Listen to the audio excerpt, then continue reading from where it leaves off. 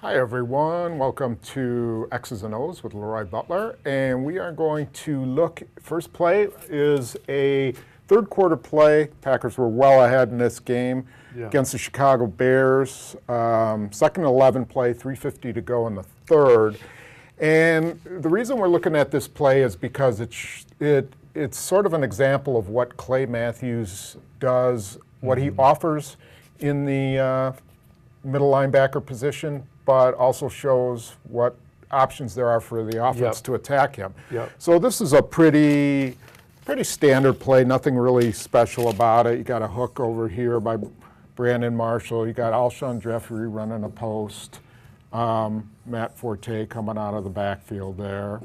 Okay, so you let us know what happens on this side, and of course this is Clay Matthews, this is a tight end. Yeah, and the tight end is over here for Max Patel. If Clay comes, he's going to block him. And they're in this pistol formation too. And so now they got the slot away from tight end backside, so it's really just what we call the quarters. So each safety has a quarters, and it's kind of a real conservative defense, but at the same time you can get a body on the body. Now, A.J. Hawk had a fantastic drop right here. And he's helping to cut off anybody that comes in this area. He got now Matthews. It's kind of hard. You know what? I'm gonna put him in blue because it's a big difference for him and other players. Now he's supposed to do the same thing A.J. Hawk's supposed to do. Right. Same depth. Right. Same depth. Same area. Now this guy just run like a little hook or whatever, so he's gone. Now there's a big opening in the middle. Now the tight end when Max Patel, you had guys coming in. There was some pressure coming, so he stepped in. And like you say, Forte went left. Now, you can lose this guy in there, and he just leaks out. I've seen guys score, split the middle. But he's so aggressive, Tom. He drops back, and when this guy came leaking through, we run what we call a Texas route, and Cutler threw it to him.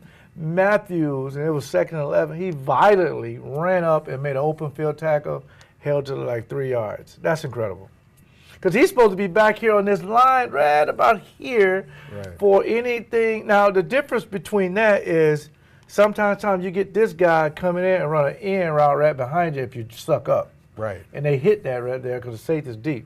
And that could be like a 28-yard play. But it just kind of worked out. If that was Lattimore or Barrington, that play would probably been 15 yards. Right. Because they'd have been so deep trying to stay back and play it safe, because his cover four is a safe defense. Yeah. He attacked it. Well, and that's the thing. So, okay, so Chip Kelly will probably try to run this guy behind. They're going to try to take advantage of Clay Matthews. They're going to put Sproles over here and make him cover. But the thing you really like, exactly what you said was, so, okay, let's say he does take the proper drop and he's there with same depth. Doesn't matter. He's coming downhill like nobody's business. You don't see anybody on the Packers do that. No, not like that. And you made a fantastic point. If this guy is Sproles and here, when he comes up, Matthews will attack him to make Sproles block him. And we're going to show that in the next play. It's because they're going to figure out ways to attack him. But this play is important for everybody to know that this guy's violent. That's why he's in red. And sometimes red can be good or bad. Yeah. But this time red is because he got red in his eyes.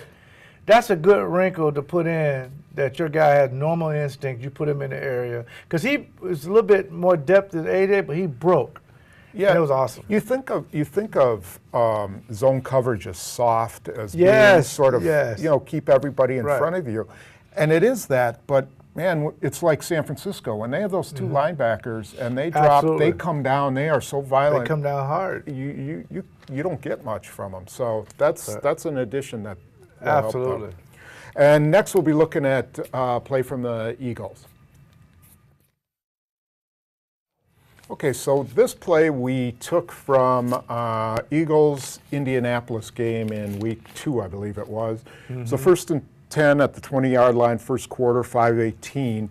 And the reason we took it was because it highlights Darren Sproles, the running back, and it highlights the guy who essentially would be Clay Matthews in this defense. It sure would.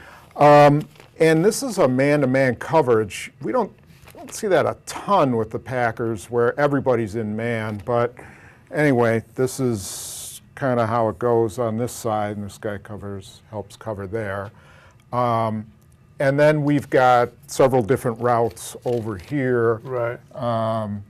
Cooper comes in the middle, and this guy runs it out, and this guy just runs down. So the whole focus is over here, though. Right. And let's talk about what happens there. Well, the first thing you try to do as a quarterback to find out, determine which one of these guys are the Mike, and determine which one of these guys we're going to isolate, which is going to be 57. Now, this guy actually comes up in here Right. and gives a little bit of pressure. Now, the problem is once these routes kind of clear out, you know, like Cooper, he gets all the way over here. You got one of your quickest guys, one of the quickest guys. And remember, when he was with the Saints, he gave the Packers problems.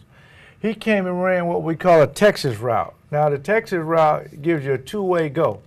Now, I don't understand why you'd be mad. You should double. Both of these guys should be doubling this guy. But I'm not sure why. But he came out and ran what we call a Texas route. The linebacker overextended, and he was wide open. Now, if you attack him, if you blitz him, he'll stay in and block you. That's what I used to do all the time. We used to play Amp Lee from Minnesota, Metcalf, and some of these quicker backs. You got to attack him, and that's what Matthews has to do. If you don't have any help, attack him. Now, once you run in there and he still runs out, just play him inside out. Don't let him get inside. There's nobody in there that can help you. All your help is outside, especially with the middle safety. But again, this guy throws a move and gets inside, it's going to be a big play. Right. And the big mistake you noted was, so let's say he's not blitzing. Right. And he's got to do coverage. What you noticed was that he was so afraid of Sproles' speed that he just kind of hung over here while you know, Sproles came out here, and he was so worried about a move being put on him, they just kind of hung here. Right. What was your point? You got to take if he's away in that situation. You got to take away the inside. You know, don't give him a two-way go. You know, you got to go ahead and take this inside away and make him go outside. It's a harder throw, and then you got help out here. Right. So in other words, if you're aggressive to him, even if he puts a move on, you know, it takes more time, but you're forcing him to go outside. You're redirecting, you're throwing out the rhythm, but he never stopped his feet. He just came out, ran what we call a Texas route, wide open, it was like 60 yards. Yeah. Those are the plays that just can't happen. I mean, it just can't happen. He didn't even look at any of these guys. That play was designed to him. So 1st and 10, you know, 2nd and long, you know, screen play. He steps up like he's going to block, and then he'll get behind the guard because you can't really see him. He takes those plays for a long bit. He's been beating people. He's been banged up, but he's free. If you go all the way back when the Saints came into Lambeau Field, this guy gave him a problem. Right. And you don't usually think of Matthews as being passive, but, you know, he's going to be in his head. He's thinking, you know, Darren Sproles can put a move on me, and I got to be careful. And that's the thing you got to avoid. So what you got to do, Tom, you got to put in Sproles' head, man, I really don't want to block Matthews. Right. So Matthews got to walk up here outside and come from outside because he got the freedom to do it. Right. Or he could walk up right in there to guard. Just go right up in there, and when these guys leave, go get him. Right. Just go get him right now.